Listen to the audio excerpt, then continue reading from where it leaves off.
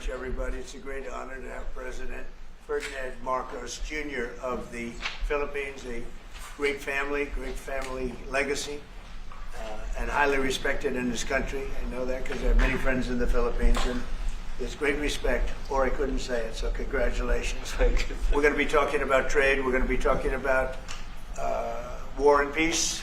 They're a very important nation militarily, and we've had some great drills lately. We're back with them. I think I can say that the last administration was not getting along with them too well. They didn't get along with anybody. They didn't know. Honestly, they didn't know what they were doing. But we have some fantastic military relationships with the Philippines, and that's been reinstituted. And Pete, I would say that you couldn't be happier, right, with the relationship. Absolutely. Great partners. So I just want to say it's an honor to have you. We're going to talk about trade today, and we're very close to finishing a trade deal, big trade deal actually. And we do a lot of business with you. It's a lot of income coming in for both groups. But I was surprised to see the kind of numbers. They're very big, and they're going to get bigger under what we're doing and what we're proposing. And I just want to thank you for being with us. It's a great honor. You and your representative. It's really a great honor. We have a big announcement. AstraZeneca, the big drug company, is going to spend $50 billion, just announced $50 billion in the United States in order to build various places all over the country, big manufacturing plants, pharmaceutical plants all over the country. So that's an honor. And he said they did that because of the election and because of the fact that the tariffs are placed. So they're building their facilities in New York. $50 billion, that's a big investment. And it's going to be a very good investment. I have no doubt about it. So thank you to AstraZeneca. And with that, I'd like to have you say a few words, please. Thank you very much, Mr. President. Of course, we're all very happy to be here to once again reaffirm the very strong ties between the Philippines and the United States, ties that go back over 100 years. And considering the context in which we live these days, especially in my part of the world, this has evolved into as important a relationship as is possible to have. We must remember that the United States is our only treaty partner in the Philippines, and that has stood us in good stead over the years, certainly through the Second World War, and the cultural memory of all Filipinos, down to even the school children, is that our strongest, closest, most reliable ally has always been the United States. That is something that we value, that we are grateful for, and that we will continue to foster as we go on. With the leadership of President Trump, I am very confident that we will be able to achieve that. I think it is worthwhile to remember that it was President Trump who, in his first term, characterized the relationship between the Philippines and the United States as ironclad. And that has been necessarily the case since that time that you made that statement, sir. And it is something that the Philippines will always hold close to its heart. Thank you once again, and we are honored, and it is our great pleasure to be here and to visit with the President of the United States. Thank you, sir. It's my great honor. Any questions? Mr. President. Yeah, please go ahead. Go ahead. Mr. President, do you think that Fed Chair Jerome Powell should resign? I think he's doing a bad job, but he's going to be out pretty soon anyway. In eight months, he'll be out. But I call him too late. He's too late all the time. He should have lowered interest rates many times. Europe lowered their rate 10 times. We lowered ours none. And it's causing a problem for people that want to buy a home. Look, our economy is so strong now, we're blowing through everything. We're setting records. You know that, you see that. And whether it's the Philippines or anyone else, we're setting records at levels that nobody's ever seen before. But you know what? People aren't able to buy a house because this guy is a numbskull. He keeps the rates too high, and probably doing it for political reasons. The only time I remember him cutting rates, I mean, he cut the rates just before the election to try and help Kamala or whoever he was trying to help. He probably didn't know. And he's building a building. He's $2.7 billion. They have a $900 million overrun. What is that? And that was given by Biden. That was another Biden deal. And this guy's building this building that's severely overrun. And what does he need the building for? Why does he need space for more people? So they did a big study the other day, and they called all of the great intellects and the great economists and all of the great everything. And it was 71, and only 2 got it right. Me and another gentleman that happens to be very smart. 69 people got it wrong, and the Fed got it wrong, more wrong than anybody. And you know, he has these think tanks, and they build buildings for people that think. And it's really not thinking; it's a little bit of combination of thinking, but it's something you sort of have or you don't have. They don't. The job he's done is just terrible. He ought to raise interest rates. You know, we should be at 1%. We should be leading the world. Instead, we're paying 4%. And if you look at what that means, that's over $1 trillion in interest that we have to pay. That with the striking of a pen, we would be saving more than $1 trillion. Is that right, Scott? Yes, Do you have sir. anything to say about it?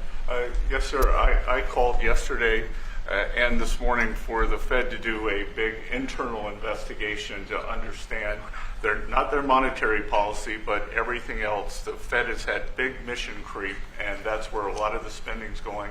That's why they're building these new or refurbishing these buildings. And I think they got to stay in their lane. And I think that based on the way they cut rates last fall, they should be cutting rates now. It's inconceivable, I know the Fed very well, that they can be spending $2.7 billion to build a building. They don't do anything. It's the greatest job. You show up one day, a half a day, you make a little speech, the economy's doing well, the economy's not doing well, we're going to raise interest. And he's got it wrong. That's why I call him too late, T-O-O, too late. And it's really too bad. But it is affecting people that want to buy houses, and that shouldn't happen. And Mr. President, And you know, he should lower them. Those rates should be 3 points lower. That's what they should be, 3 points lower, maybe more than that. Mr. President, I would like to ask both of you Yes. one question. Mr. President Marcos, next year, Philippines is going to be the rotating chair of ASEAN. I wonder, how do you plan to balance your relationship between the United States and China? And for President Trump, Kremlin yesterday said if you are going to Beijing in September, they wouldn't rule out a meeting between you and President Putin. Is such a meeting possible? And how soon do you plan to visit China? Well, we have a lot of meetings possible. President Xi has invited me to China, and we'll probably be doing that in the not too distant future. A little bit out, but not too distant. And I've been invited by a lot of people, and we'll make those decisions pretty soon. Please. Well, as you say, we are chairing ASEAN for 2026. There is no need, in a sense, to balance, as you characterize as, to balance our relationship between the United States and China, simply because our foreign policy is an independent one, and we are essentially concerned with the defense of our territory and the exercise of our sovereign rights. Now, whether we do this not alone, we need to do this with our partners. And again, our strongest partner has always been the United States. But of course, we are trying to form coalitions and multilateral relations so that those like-minded nations who share the same values as we do, who hew to international law, most specifically the UNCLOS, present that position very clearly to anyone who has intentions of unilaterally changing the world order, and that is how we are guided in that. And I don't mind if he gets along with China, because we're getting along with China very well. We have a very good relationship. In fact, the magnets, which is a little complex piece of material, but the magnets are coming out, very well. They're sending them in record numbers. We're getting along with China very well, and I don't mind if the president dealt with China, if that's meant, because I think he has to do what's right for his country. I've always said, make the Philippines great again. Do whatever you need to do, but you're dealing with China wouldn't bother me at all. Well, now it is something that we have to do in any case. Yeah. And certainly. Mr. President, do you support the Justice Department seeking a new interview with Ghislaine Maxwell, and did you urge the Attorney General to seek one? I don't know anything about it. They're going to what? Meet her? Your Deputy Attorney General is reached out to Ghislaine Maxwell's attorney asking for a new interview. Yeah, I don't know about She it, has but that. I think it's something that sounds appropriate to do. Yeah. Do you have any concern that your Deputy Attorney General, who's your former attorney, would be conducting the interview, given your past relationship? He's a very talented person. He's very smart. I didn't know that they were going to do it. I don't really follow that too much. It's sort of a witch hunt, just a continuation of the witch hunt. The witch hunt that you should be talking about is they caught President Obama absolutely cold, Tulsi Gabbard. What they did to this country in 2016, starting in 2016, but going up to 2020 in the election. They tried to rig the election, and they got caught. And there should be very severe consequences for that. When we caught Hillary Clinton, I said, you know what? Let's not go too far here. It's the ex-wife of a president, and I thought it was sort of terrible. And I let her off the hook, and I'm very happy I did. But it's time to start, after what they did to me, and whether it's right or wrong, it's time to go after people. Obama's been caught directly. So people say, a group. It's not a group. It's Obama. His orders are on the paper. The papers are signed. The papers came right out of their office. They sent everything to be highly classified. Well, the highly classified's been released. And what they did in 2016 and in 2020 is very criminal. It's criminal at the highest level. So that's really the things you should be talking about. I know nothing about the other, but I think it's appropriate that they do go. May I ask you about that, Mr. President? Tulsi Gabbard has submitted a criminal referral to the Department of Justice. From your perspective, who should the DOJ target as part of their investigation? What specific figures in the Obama administration? Well, based on what I read, and I read pretty much what you read, it would be President Obama. He started it. And Biden was there with him, and Comey was there, and Clapper. The whole group was there. Brennan, they were all there in a room. Right here, this was the room. This is much more beautiful than it was then, but that's okay. I have nice pictures up that came out of the vaults. They were in there for 100 years. This is much more beautiful. We have the Declaration of Independence now in the room, which wasn't here. I guess people didn't feel too good about putting it here, but I do. But you know what? If you look at those papers, they have them stone cold, and it was President Obama. It wasn't lots of people all over the place. It was them too. But the leader of the gang was President Obama, Barack Hussein Obama. Have you heard of him? And except for the fact that he gets shielded by the press for his entire life, that's the one they... Look, he's guilty. It's not a question. I like to say, let's give it time. It's there. He's guilty. This was treason.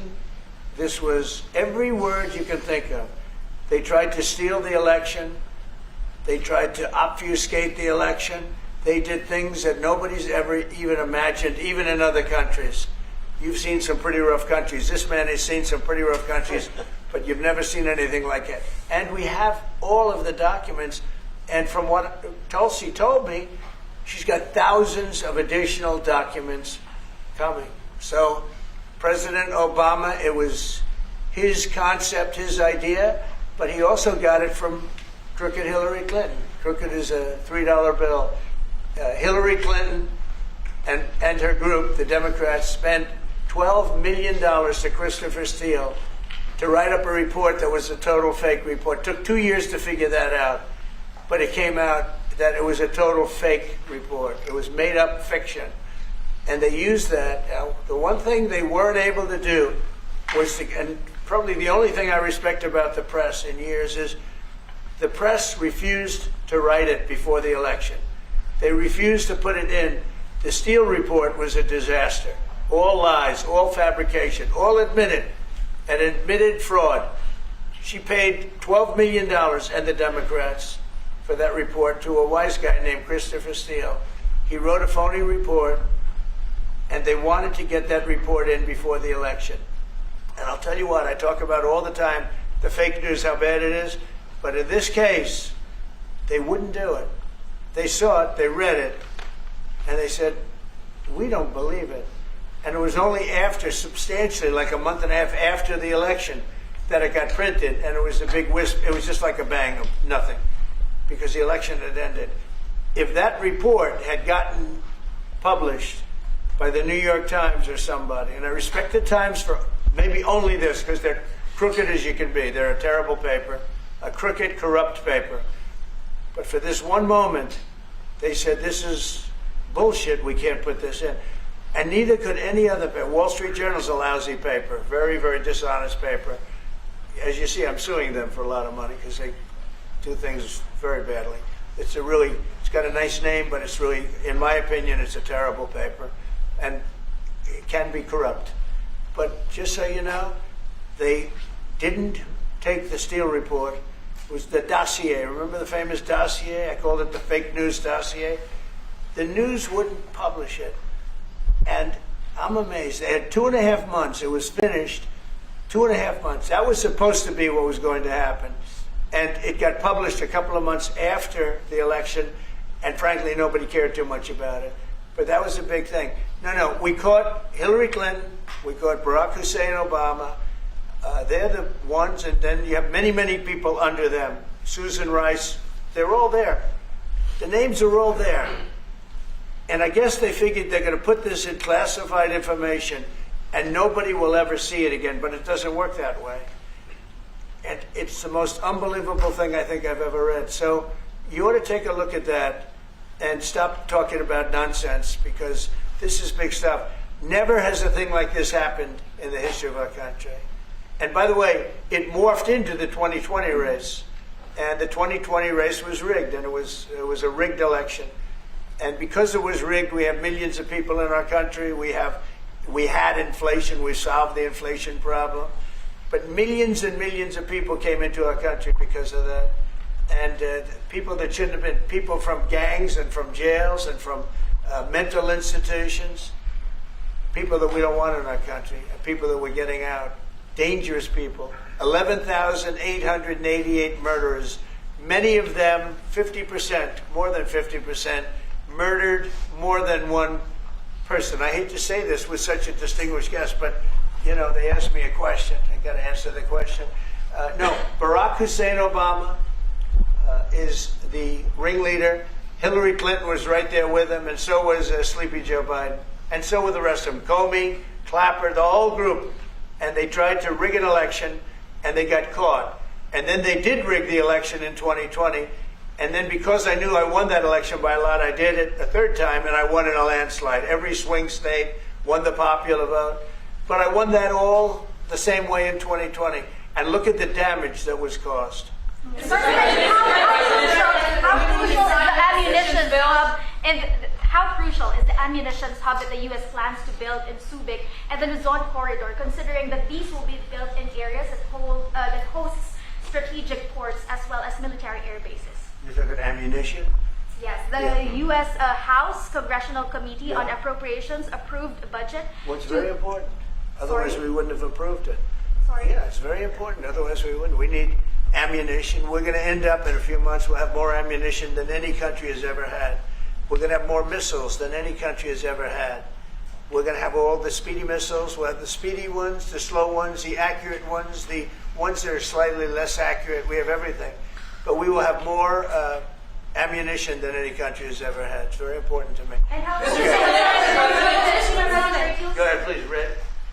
Sir, when you say that you're close to making a trade deal, what gaps remain? And for President Marcos, sir, I was just wondering, do you not think that perhaps the Philippines hosting U.S. missile systems could be considered escalatory by China, especially because they can strike deep into mainland China? Thank you. Well, it's an honor to be with this gentleman. You know, I've known him, and I've known his family, actually, but I've known him. And I assume you're from the Philippines? Are you from the Philippines? Yes, sir. It's good. You're very lucky to be from the Philippines. It's a great place. But we're going to have a very good relationship. I mean, I know you had some problems with another president, and it was not your fault. It was the president's fault. And the country was maybe tilting toward China, but we untilted it very, very quickly. But you had a country that was tilting toward China for a period of time, and I just don't think that would have been good for you. You can deal with China, you should deal with China, but when I got elected, everything changed, and they came right back to us. President Trump, My question to President Marcos. Sorry. Say it again. Yeah, Brian, go ahead. oh, Mr. President, I just wanted to piggyback off Sorry, I have housing. a question to President Marcos. I'll let Yeah. Yes, yes. I'm sorry, what was the question again? It was about whether having U.S. missiles hosted in the Philippines could be considered escalatory by China. All of the what we consider part of the modernization of the Philippine military is really as a response to the circumstances that surround the situation around the South China Sea, and now what we used to refer to as Asia Pacific, which we have expanded now to the Indo-Pacific. And if we would certainly, like in any kind of military spending, we would wish that it wasn't necessary, but it is. And so that is what we are doing. And as an adjunct to the question about the ammunition production, this is actually the United States is assisting the Philippines in what we call our self-reliance defense program, which is to allow us to be self-reliant and to be able to stand our own 2 feet, whatever the circumstances that occur in the future. And the reason that we have encouraged more interaction with the United States is because it is necessary. And it is not just with the United States. It is with all our neighboring countries, and even countries as far afield as the Scandinavian countries, the EU. And so this is an ongoing process. And again, I will stress the point that we do this because we feel it is necessary. Don't forget, just as tantamount to what you're asking, the Philippines were loaded up with ISIS and a lot of terrorists, and they were at a very, very dangerous point. And during my administration, we went in and we wiped them out, working with the Philippines, but we wiped them out. But if we didn't go in, I don't know what would have happened. I don't know who would be your president right now. But we spent a lot of time and a lot of talent on going into the Philippines and wiping out terrorists. They had a tremendous problem during my administration.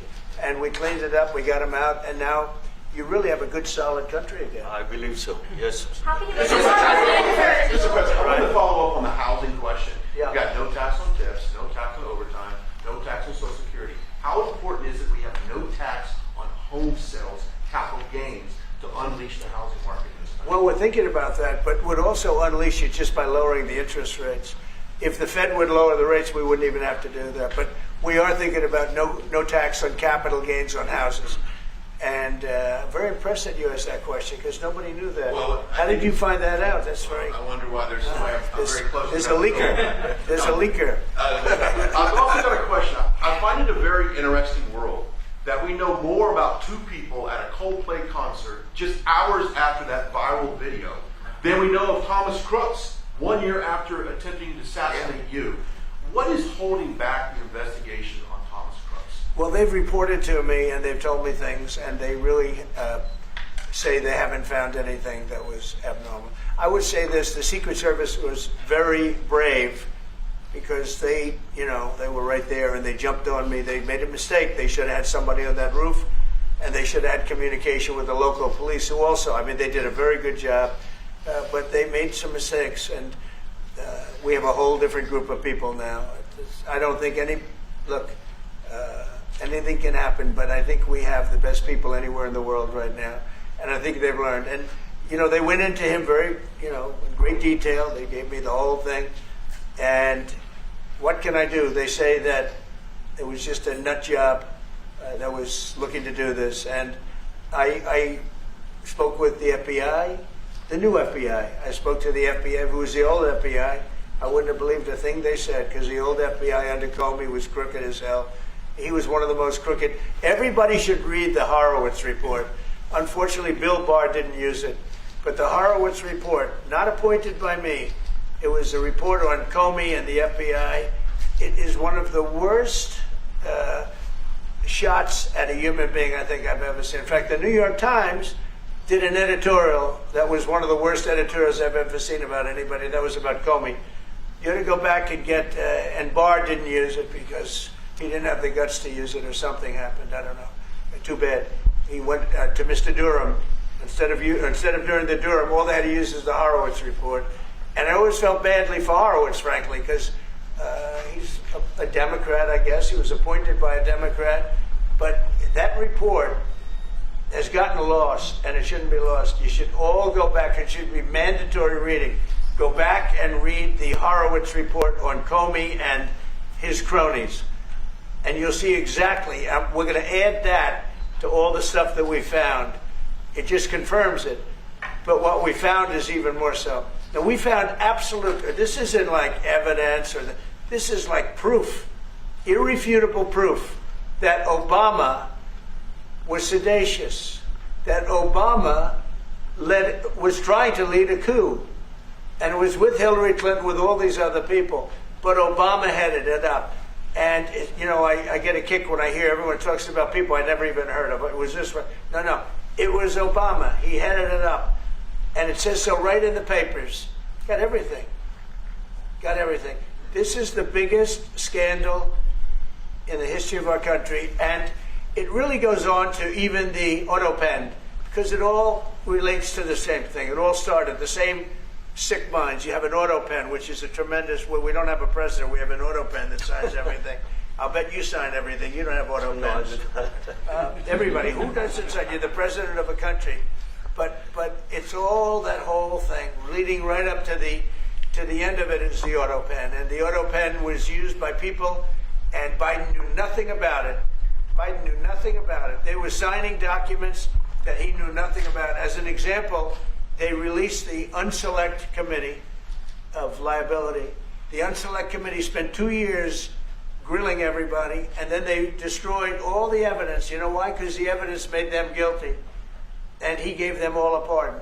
The Cheney, all the scum that was on the Unselect Committee, Cryan, Adam Kinzinger, and Democrats, and he gave them a pardon. Do you have something else? Yes, sir. I was Yes, going to add one more thing on Adam Schiff. Director Pulte reports that Adam Schiff claims he lived in a one-bedroom apartment. Now, how does a family of four, and you're a developer, a very successful developer, how does a family of four live in a one-bedroom apartment? No, it looks like Adam Schiff really did a bad thing. They have him. Now, let's see what happens. It's not up to me. I stay out of it purposely. But it's mortgage loan fraud. It's a big deal. He defrauded banks and insurance companies and the federal government. But it's very simple. It's mortgage loan fraud. And you're right. It's a lot of people to live in a one-bedroom apartment, right? But he put it down. But he has a lot of other things far worse than that. So, no, Adam Schiff, they have him 100% on mortgage fraud.